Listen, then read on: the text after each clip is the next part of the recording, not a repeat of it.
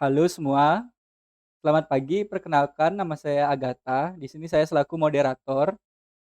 Hari ini saya akan membahas tentang proyek UTS dengan judul pengajuan cuti.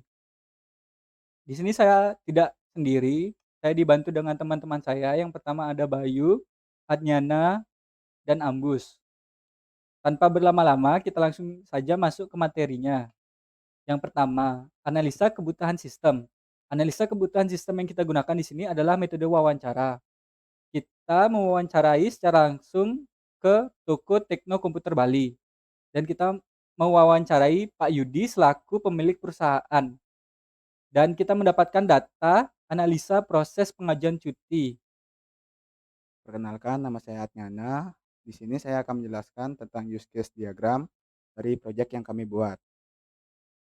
Terdapat dua aktor pada use case kali ini. Yang pertama, aktor karyawan memiliki use case pengajuan cuti.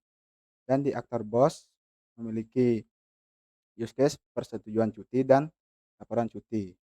Lanjut ke naratif use case. Yang pertama, dengan nama use case pengajuan cuti. Dengan ID UC1. Important level medium dengan primary actor karyawan, dengan use case tipe detail esensial, stakeholder dan interest dituju untuk karyawan. Karyawan di sini dapat menginput form cuti. Selanjutnya ada brief description. Di dalam use case ini dijelaskan bagaimana karyawan mengajukan cuti. Untuk trigger, memudahkan karyawan mengajukan cuti. Dan untuk tipenya yaitu internal. Selanjutnya association, yaitu ditujukan untuk karyawan. Selanjutnya normal flow of event. Yang pertama, karyawan login pada website pengajuan cuti perusahaan. Yang kedua, menginput data pada form pengajuan cuti. Di use case kedua, yaitu nama use case-nya persetujuan pengajuan cuti dengan ID UC2 dengan important level high, dengan use case tipe detail essential, dengan primary actor bos. Stakeholder dan interest di sini ditujukan untuk bos. Bos dapat menyetujui pengajuan cuti. Dengan brief description, yaitu di dalam use case ini menjelaskan bagaimana bos menyetujui pengajuan cuti karyawan. Dengan trigger, untuk memudahkan bos dalam melihat pengajuan cuti dari karyawan. Dengan tipe internal. Di sini association-nya ditujukan untuk bos.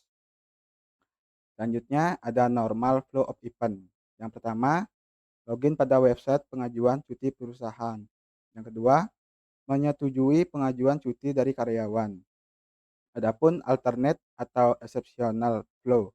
Yang pertama, menolak pengajuan cuti dari karyawan dan memberikan alasannya. Di use case yang ketiga ada nama use case laporan pengajuan cuti dengan ID UC3 dengan important level medium dengan use case tipe detail essential. Di sini primary aktornya bos. Stakeholder dan interest ditujukan kepada bos. Bos dapat merekap pengajuan cuti dari karyawan pada setiap tahun. Brief description-nya, yaitu di dalam use case ini menjelaskan bagaimana laporan pengajuan cuti direkap setiap tahun.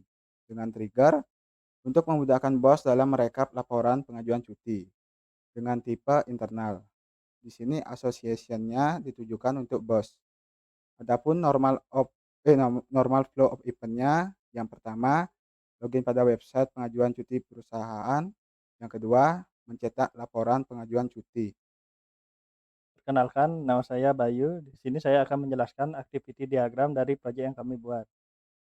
Nah, activity diagram pertama adalah pengajuan cuti. Di sini dimulai dari karyawan melakukan login. Setelah itu sistem akan menampilkan form pengajuan cuti. Setelah itu karyawan akan menginput data pada form dan sistem akan mengirim data pengajuan cuti ke bos. Yang kedua adalah persetujuan cuti. Dimulai dari bos melakukan login. Setelah itu sistem akan menampilkan menu cuti. Nah, di sini bos dapat menyetujui atau tidak menyetujui pengajuan cuti dari karyawan. Jika bos menyetujui pengajuan cuti tersebut, sistem akan mengirim hasil pengajuan cuti tersebut. Dan jika bos menolak, bos akan menginput alasan penolakan dari pengajuan cuti tersebut. Setelah itu sistem akan mengirim hasil pengajuan cutinya. Nah, yang ketiga adalah laporan cuti. Dimulai dari bos melakukan login, setelah itu sistem akan menampilkan menu cutinya. Setelah itu bos akan menekan tombol rekap laporan dan sistem akan menampilkan rekapan pengajuan cuti. Kenalkan, nama saya Ambu. Saya di sini akan menjelaskan tentang kelas diagram. Dari pengajuan cuti, di kontrol pengajuan cuti akan meminta beberapa data yang diminta untuk diisi oleh karyawan. Lalu setelah karyawan mengisi data yang diminta, karyawan akan menekan tombol ajukan. Lalu data-data tersebut akan disimpan di tabel pengajuan cuti. Dari persetujuan cuti, jika bos menyetujui pengajuan cuti tersebut, maka kontrol persetujuan cuti akan mengubah status menjadi pengajuan cuti tersebut diterima. Jika bos menolak pengajuan cuti tersebut, maka kontrol menolak cuti akan mengganti status pengajuan cuti jadi ditolak dan menyimpan alasan mengapa pengajuan cuti tersebut ditolak.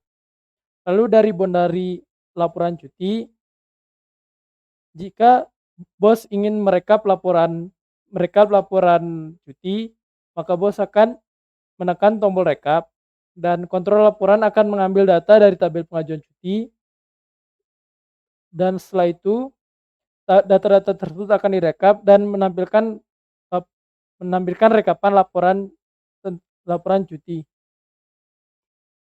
Sekian dari kelompok kami, terima kasih. Maaf jika ada salah kata yang dapat menyinggung Ibu dan teman-teman semuanya.